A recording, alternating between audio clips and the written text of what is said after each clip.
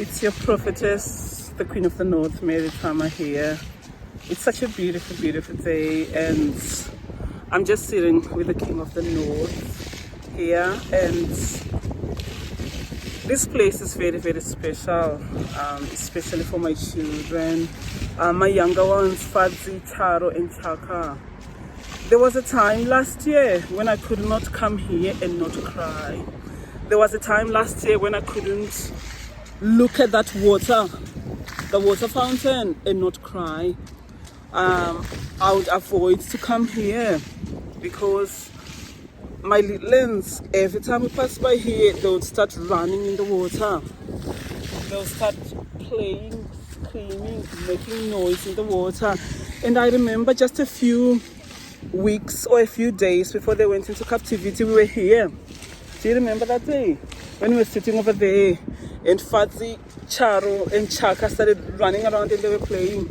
Every time we passed by here, they would say, "Oh mom, please, can we do the fountain? Can we just go in the water?" They start running in the water. So I remember this one day they were running around. There were so many children, but only my children stood out. And this woman came up to me and she said, "I just want to let you know that you've got the most beautiful children." And I remember being so encouraged, and I treasured that moment. So every time I come here, most of the times I don't see children here anymore.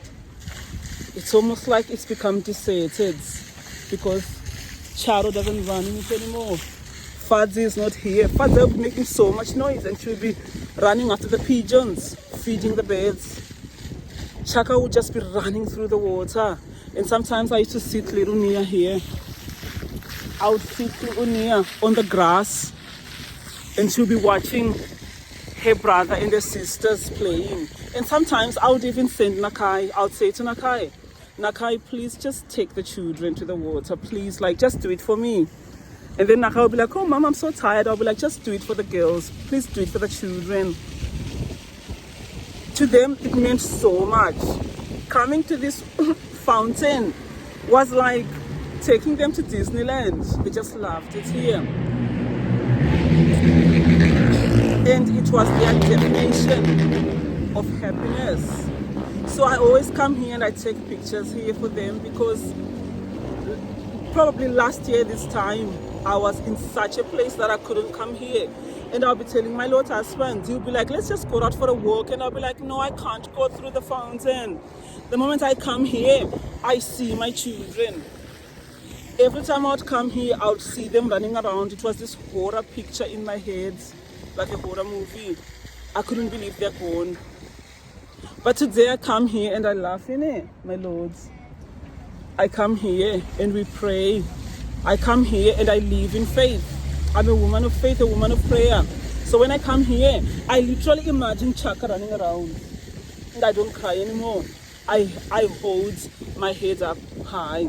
And today I just listened to a voice note from one of my beautiful, beautiful sisters, Namatai.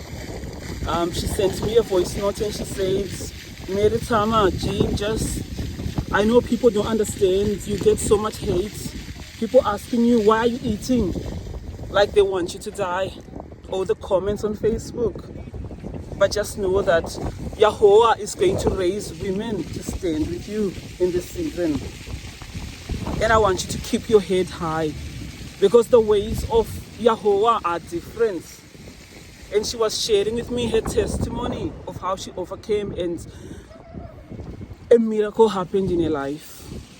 And I was even there for her during that miracle.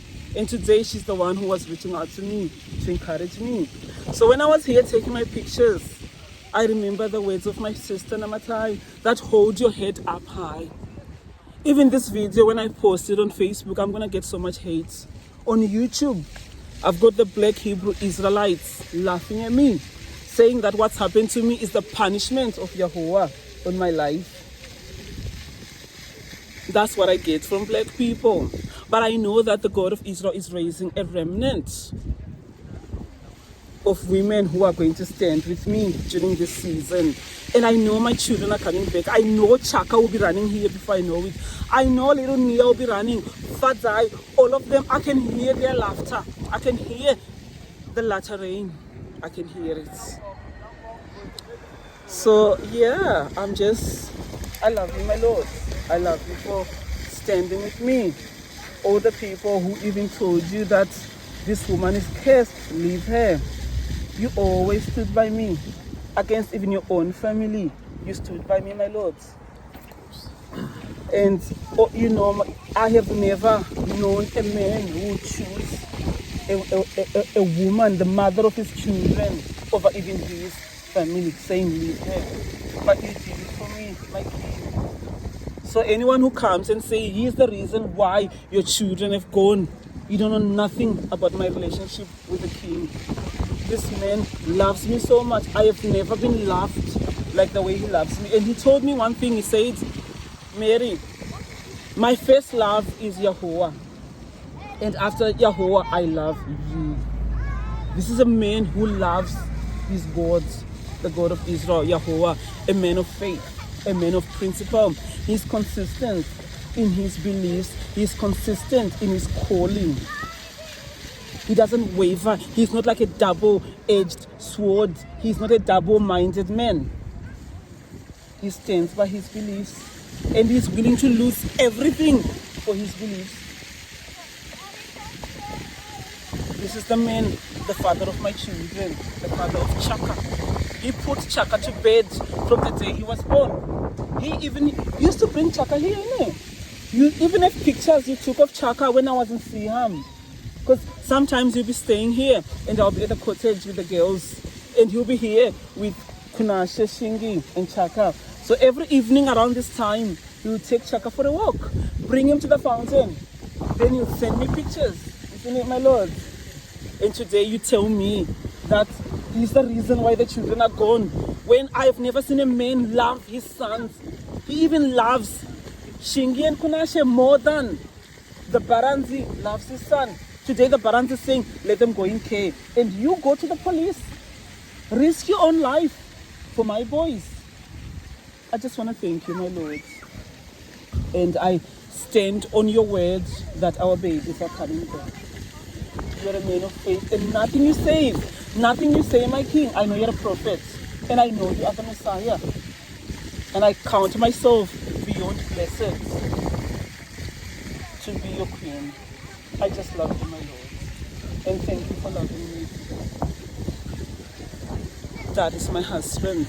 And I know soon, all of you who are laughing at me, you're going to watch my little babies come here. You're going to watch it. You see, you're going to watch it. And look here, I've got all these people looking at me. And they've got their children there. They were all studying me. They were all looking at me. But I know that my testimony stands. And very soon I'll be having my children dancing here. I am the Queen of the North, the prophetess. Like what my sister said to me today, hold your head up high. And look at me, my head is very high. I've got my flowers, my roses that I pick, my dandelions for Chaka, my roses for Charo. I've got my horn, I've got my stone of destiny. I've got all my elements. I am the prophetess. I've got my head high. And you say, I shouldn't eat food. Of course, I love food. It's my comfort food.